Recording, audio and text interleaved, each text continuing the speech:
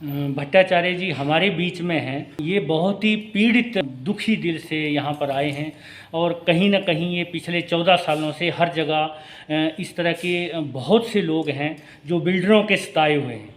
बहुत बड़े बड़े बिल्डरों के जिनके बड़े बड़े नाम हैं उन्होंने अपना नाम डुबो दिया है, लोगों के सारे पैसे लूट लिए हैं। अब कुछ लोग उसमें जेल में हैं। पिछले 13-14 साल से सभी जितने भी वायरस हैं बहुत दुखी हैं और कुछ लोग जो है इस धरती पे नहीं हैं। अब कुछ जो है मेंटली डिस्टर्ब हो चुके हैं और गवर्नमेंट ने अभी इसको टेक ओवर कर लिया है, बट सॉल्यूशन नहीं है। जैसे नीरव मोदी जी पैसे लेके भाग गए हैं, उसके बाद माल्या जी भाग गए हैं, गवर्नमेंट कोई भी एक्शन नहीं लेती है इमीडिएटली ऑन द स्पॉट।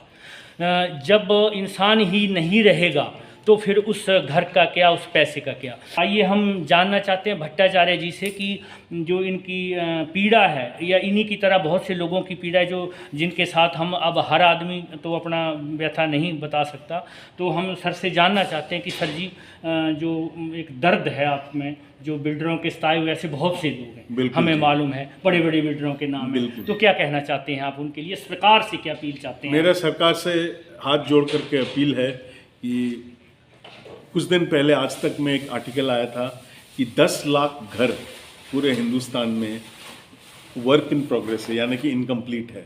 आप एज ए इंजीनियर मैं ये कहना चाहूँगा 10 लाख घर यानी कि 700 लाख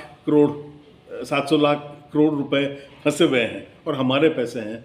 हम टैक्स कंप्लायंट सिटीजन हैं, हम लोग नौकरी किए हैं, हम लोगों ने कभी टैक्स का हेरा फेरी किया नहीं है। और हम यूनिटेक जैसे बड़ी कंपनी में इसलिए हम लोगों ने खरीदा था क्योंकि यूनिटेक इंडिया की नंबर 2 कंपनी थी किसी समय। डीएलएफ के बाद आधा गुड़गांव जो है यूनिटेक का ही है, गूगल का ऑफिस भी यूनिटेक नहीं है।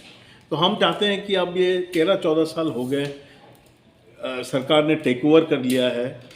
सरकार ने कब टेक ओवर किया? ये जनवरी 2020 में टेक ओवर किया 20 से, तो इसका मतलब अभी कुछ समय हुआ, हो सकता है जल्दी ही गवर्नमेंट फैसला दे। लेकिन यूनिटेक में ऐसी क्या प्रॉब्लम हो गई जो नंबर 2 कंपनी थी, डीएलएफ के बाद इतने बड़े बड़े ऑफिस बनाए हैं, क्या मतलब अंदर क्या मैनेजमेंट में ऐसा हो गया कि पैसे खाने की कोई इच्छा हो गई कि लोगों को बर्बाद कर दिया जाए? 2 चीज़ें हैं साहब। एक, अगर नीयत किसी की ख़राब हो जाए तो आप उसको कुछ नहीं कर सकते, किसी की अगर नीयत बदलाव आए।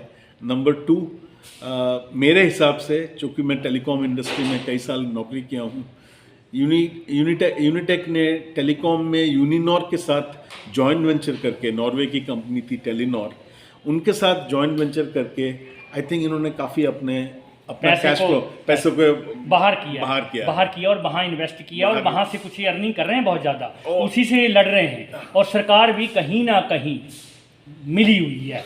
मैं ये क्या लगता है आपको? ये मैं देखिए, तो फैसला नहीं हो रहा ऑन द स्पॉट। फैसला, ये सब जेल में हैं, 5 साल से जेल में हैं।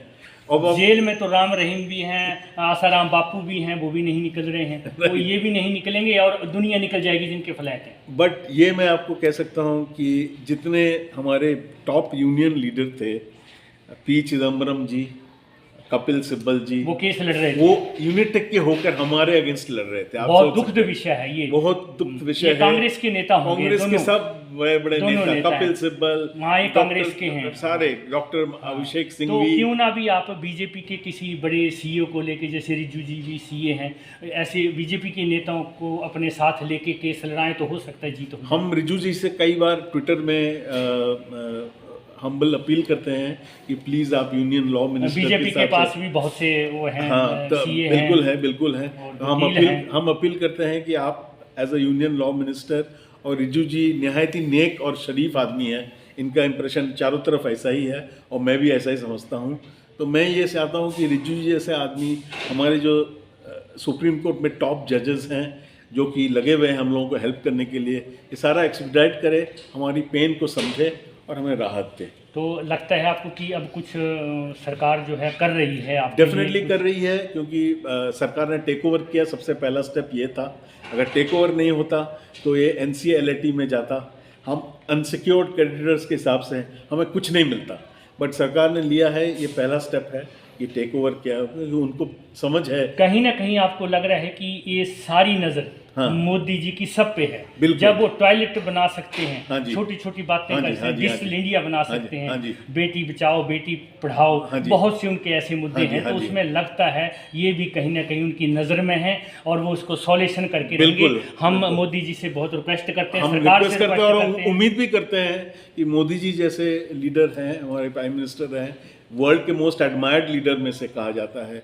हम उम्मीद करते हैं कि उनके गाइडेंस में ये सोल्यूशन हमें निकल आए। बहुत बहुत धन्यवाद भट्टाचार्य जी। फिर एक पीड़ित के साथ जो बिल्डरों का सताया हुआ है, हम उनसे फिर एक बार मुलाकात करेंगे। तब तक के लिए धन्यवाद। Thank you. जय हिंद, जय भारत। Thank you.